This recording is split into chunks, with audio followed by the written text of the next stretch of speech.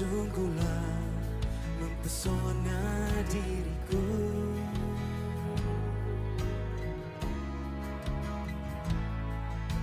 Tuhan, kuasa-Mu sungguhlah menggetarkan hatiku.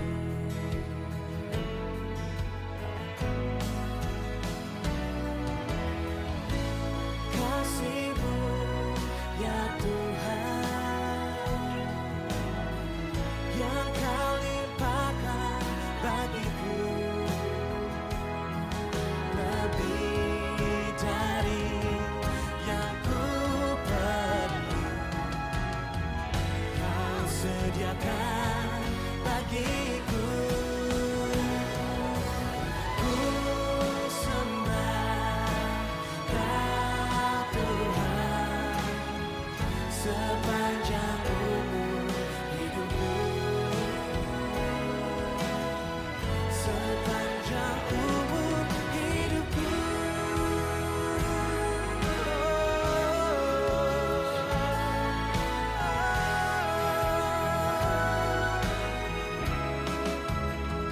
Kasih-Mu, Tuhan, kasih-Mu sungguhlah mempesona diriku. Tuhan, kasih-Mu sungguhlah mempesona diriku.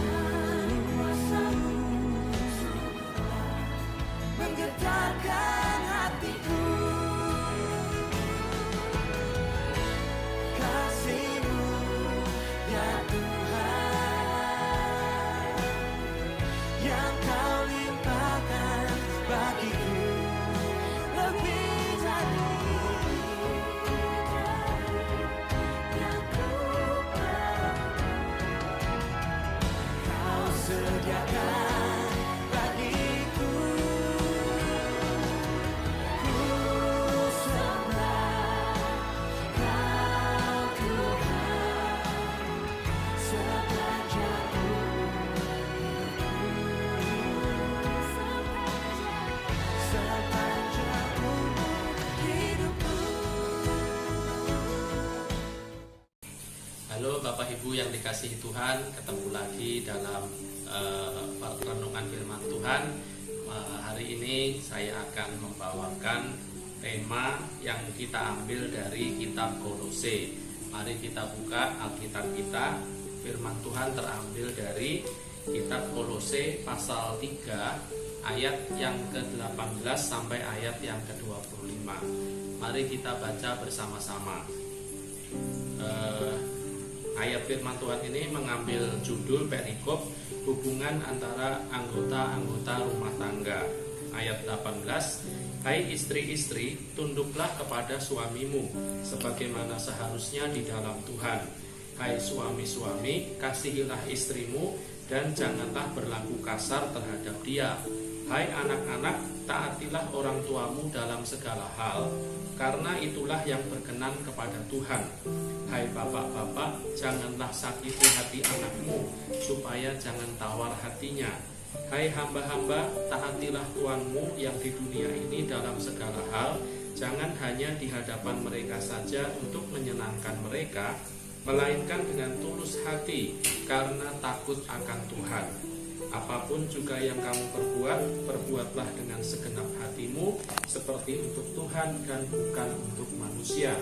Kamu tahu bahwa dari Tuhanlah kamu akan menerima warisan yang menjadi upahmu. Kristus adalah Tuhan dan kamu hambanya. Siapa saja yang berbuat salah akan menanggung kesalahannya itu, karena Tuhan tidak memandang orang. Demikian pembacaan firman Tuhan. Diberkatilah kita yang mendengarkan dan menghidupinya di dalam kehidupan kita. Kalau kita baca perikop ini, ayat khususnya ayat yang ke-18 sampai ayat 22, di situ ada himbauan, ada aturan yang mengatur hubungan antara anggota-anggota di dalam rumah tangga. Kalau kita baca dalam terjemahan bahasa Indonesia, sepertinya ini biasa ya, bahkan tidak perlu orang percaya, tidak perlu orang yang mengakui Kristus sebagai Tuhan, aturan ini pun dipakai dalam rumah tangga, masyarakat manapun, agama manapun di dunia ini.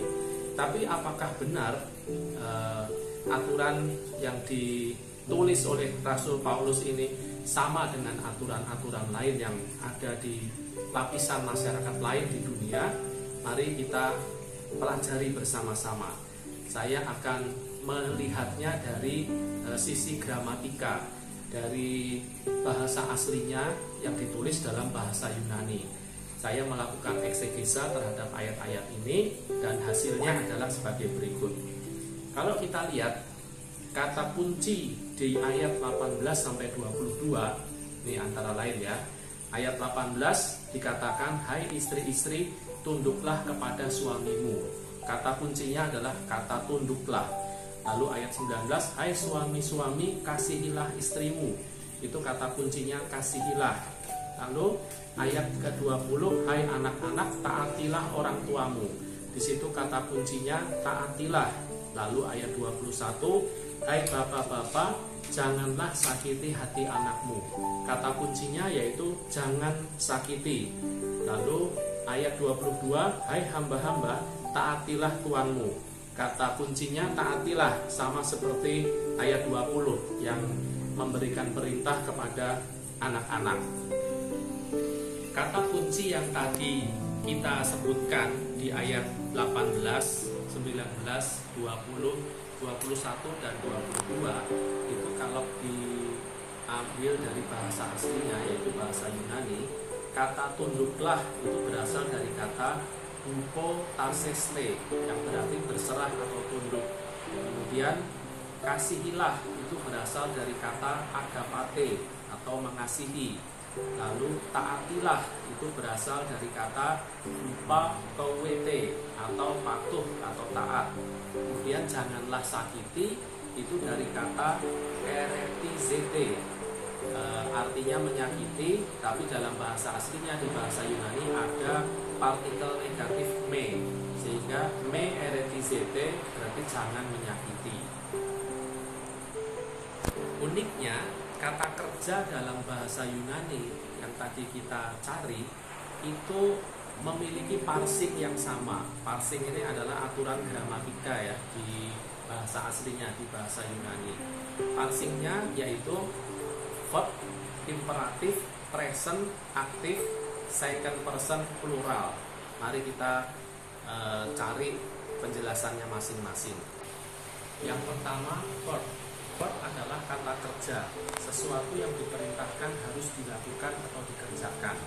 Jadi kalau parsingnya verb, artinya kata itu kata yang diperintahkan harus dilakukan atau dikerjakan. Kemudian parsing yang kedua imperatif. Modus imperatif digunakan untuk mengungkapkan keinginan penulis surat Kolose agar tindakan yang diperintahkannya itu menjadi kenyataan. Modus imperatif menyuguhkan yang diharapkan penulis surat Kolose apa yang seharusnya terjadi. Karena modus ini penggunaannya dikaitkan dengan penyajian perintah, himbauan atau suruhan, maka pada hakikatnya imperatif adalah sesuatu yang diperintahkan. Jadi nyambung ya sama parsing yang pertama tadi verb. Verb adalah kata kerja, sesuatu yang diperintahkan untuk dikerjakan. Lalu dikuatkan dengan parsing yang kedua, imperatif, yaitu sesuatu yang diperintahkan juga untuk dikerjakan. Kemudian parsing yang ketiga yaitu present. Present yaitu secara umum diterjemahkan bebas sebagai bentuk ini atau present tense kalau kita kenal dalam bahasa Inggris ya. Biasanya digunakan untuk menyuguhkan gagasan atau prinsip yang berkaitan dengan perilaku. Dalam kaitannya dengan nats firman Tuhan yang menjadi dasar tugas kuliah ini, kala kini atau present tense bisa dimaknai sebagai suatu tindakan yang dilakukan tanpa henti atau terus-menerus. Jadi kalau parsingnya present berarti sesuatu yang diperintahkan untuk dikerjakan itu berapa lama? Pasti pertanyaan kita gitu ya. Berapa lama? Berarti karena parsingnya itu present tense berarti harus terus-menerus dilakukan. Karena kala waktunya itu kala kini, jadi tidak pernah berhenti, harus terus selalu dilakukan. Kemudian parsing berikutnya adalah second person. Second person ditujukan untuk orang kedua, yaitu para pembaca surat Kolose yang menjadi subjek kalimat di ayat 18 sampai 22. Nanti kita ingat subjek kalimatnya ada istri-istri, ada suami-suami, anak-anak, lalu hamba-hamba. Jadi second person ini artinya kalimat perintah ini yang harus dikerjakan ini secara terus-menerus itu ditujukan untuk pembaca surat Kolose yang menjadi subjek kalimat. Parsing yang terakhir yaitu plural. Plural itu apa?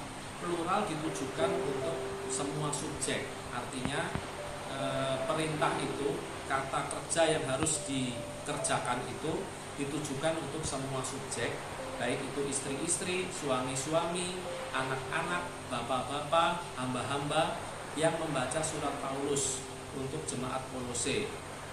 Termasuk semua subjek, tidak terbatas pada subjek yang disebutkan di saat surat Kolose itu dituliskan, tapi juga semua subjek sampai dengan masa kini, sampai dengan masa kita sekarang ini. Jadi dari analisa gramatika, kalau kita simpulkan apa yang ditulis dalam surat Rasul Paulus di Kolose dari ayat 18 sampai 22 ini bukan sekedar himbauan biasa, tapi bisa disimpulkan bahwa kata kerja berserah atau tunduk, mengasihi, patuh atau taat, kemudian jangan menyakiti adalah tindakan yang diperintahkan harus dikerjakan. Jadi bukan himbauan biasa ya, yang juga ada di lapisan masyarakat yang lain, bukan hanya masyarakat Kristen atau masyarakat yang menerima Kristus sebagai Tuhan pada waktu itu. Lalu yang harus kerjakan siapa? Yaitu semua subjek yang disebutkan di ayat 18 sampai 22. Harus dikerjakan oleh istri-istri, suami-suami, anak-anak, bapak-bapak, dan hamba-hamba. Berapa lama harus dikerjakannya? Secara terus-menerus tanpa henti.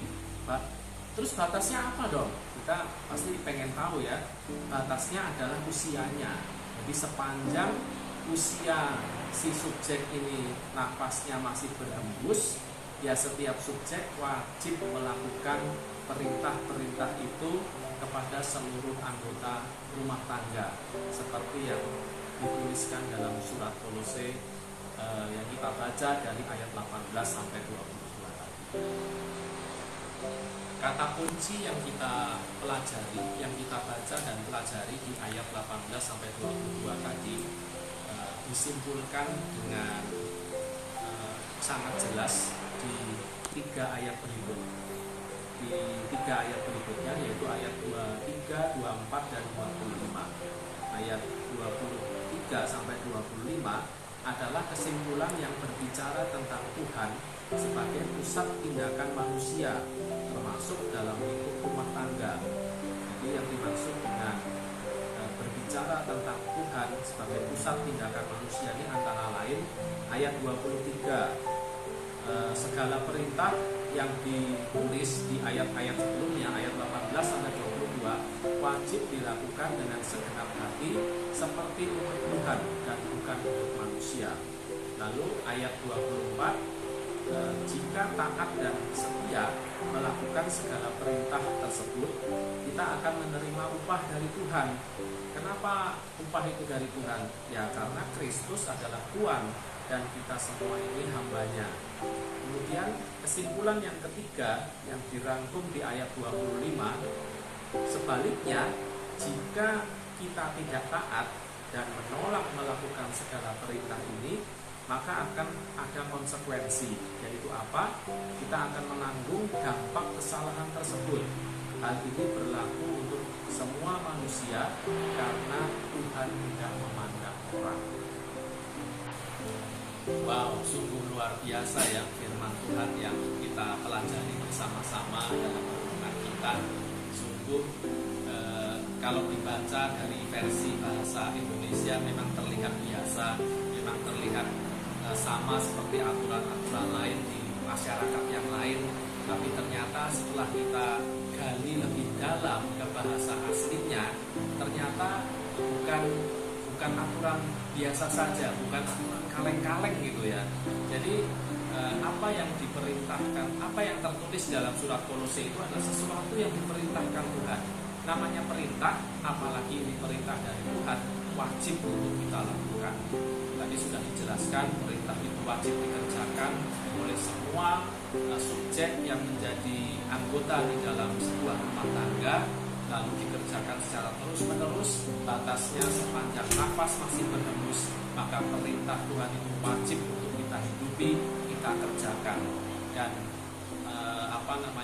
kita mengerjakan itu bukan sekedar karena kewajiban seperti manusia biasa mematuhi aturan dari pemerintah atau aparat hukum ya, tapi kita mengerjakan itu dengan sebuah beban bahwa semua yang kita kerjakan itu ada kaitannya dengan Tuhan. Sebagai bentuk kita bersyukur kepada Tuhan, kita mentaati Tuhan, pokoknya all about God, semua tentang Tuhan, karena Tuhan adalah pusat dari tindakan kita, pusat dari ketaatan kita. Karena perintah itu dari Tuhan, karena cara kita menghidupinya, mengerjakannya juga menjadikan Tuhan sebagai pusatnya, maka ada konsekuensi di sana. Kalau kita melaksanakannya dengan taat, ada reward, ada mahkota kehidupan yang menanti kita. Sebaliknya, kalau kita menolak atau menyangkali perintah itu, maka juga akan ada punishment, ada hukuman yang siap menunggu kita. Demikian renungan kita yang sudah kita pelajari bersama-sama. Mari kita dengan semangat, siapapun yang hidup di dalam rumah tangga hari ini, dengan anak istrinya, dengan bapak ibunya, dengan kakak adiknya, apapun posisimu di dalam rumah tangga, mari kita sama-sama patuhi dengan semangat, kerjakan dengan iman Tuhan Yesus yang akan memampukan kita. Demikian renungan kita. Tuhan Yesus memberkati.